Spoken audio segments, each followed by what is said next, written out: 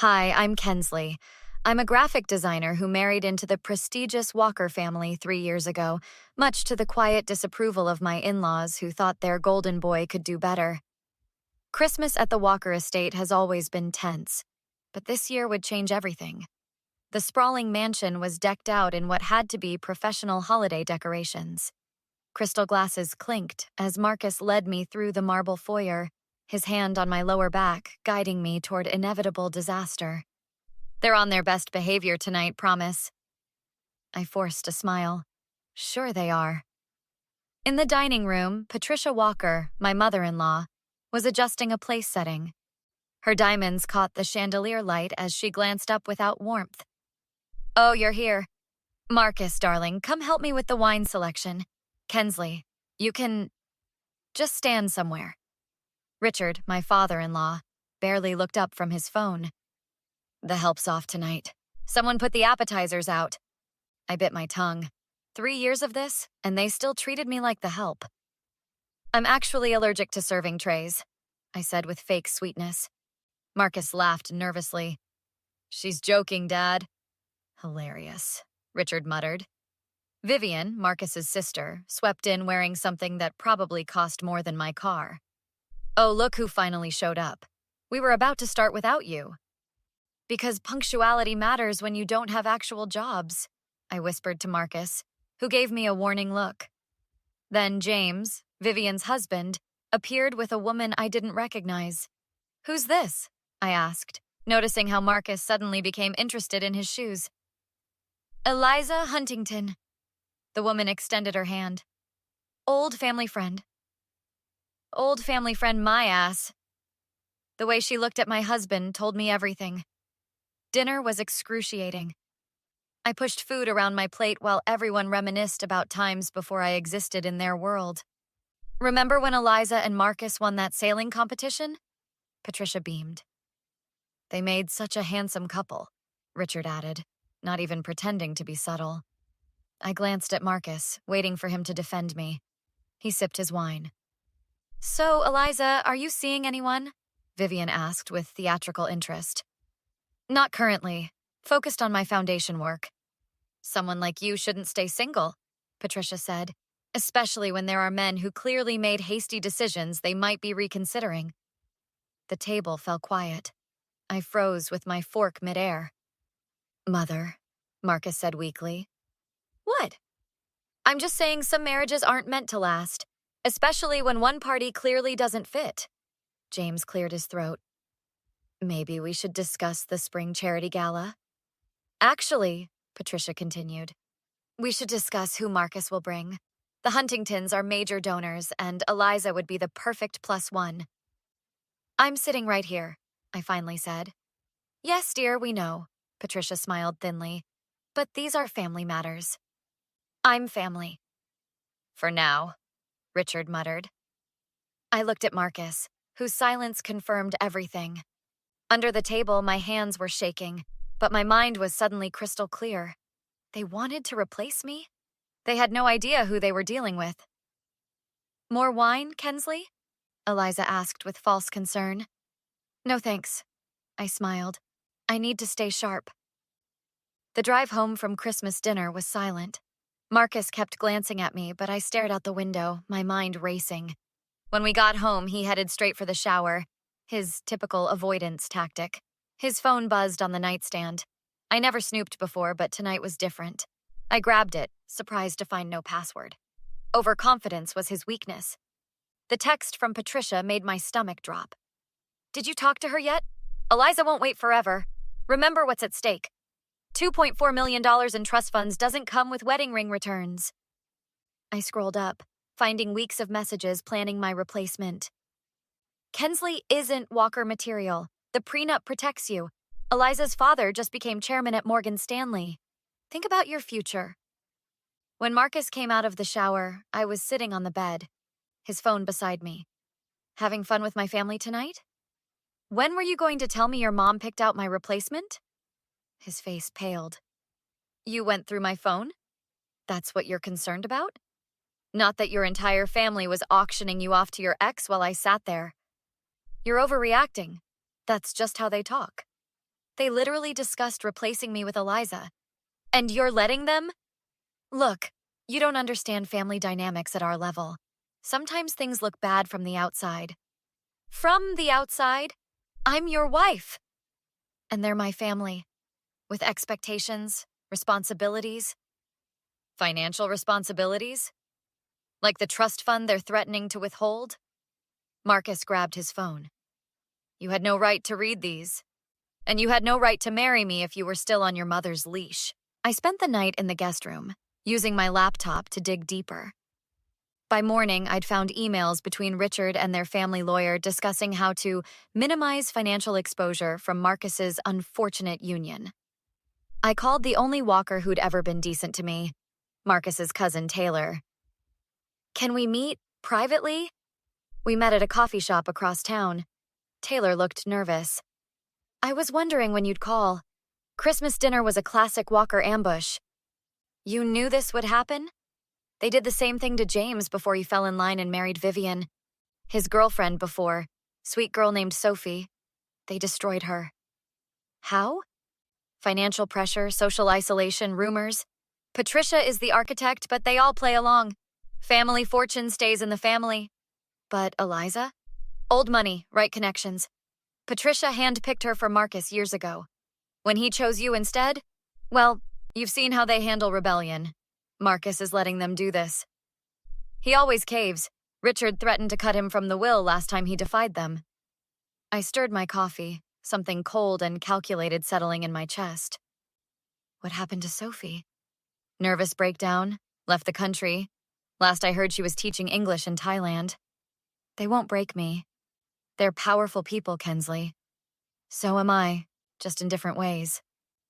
I spent the next week gathering intel. I installed a recording app on my phone, set up a separate email account, started documenting everything. Playing the good wife? Marcus asked when I brought him coffee one morning, acting normal. Just processing some things. Good. Mom invited us for New Year's Eve. Big party, important people. Perfect timing. I smiled, already formulating my plan. These people thought money was power. I was about to teach them about a different kind of currency. Truth. New Year's Eve at the Walker Mansion was my battleground.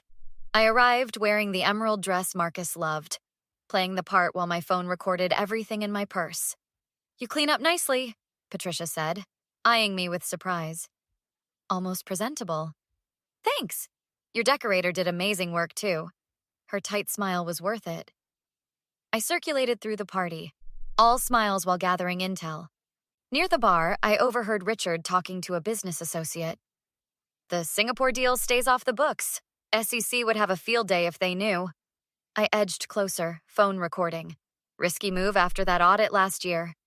Nothing a few strategic donations can't fix. Besides, Walker Industries has friends in the right places. Interesting. I filed that away and spotted Eliza cornering Marcus by the champagne tower. My husband looked uncomfortable but didn't walk away. I slipped behind a column within earshot.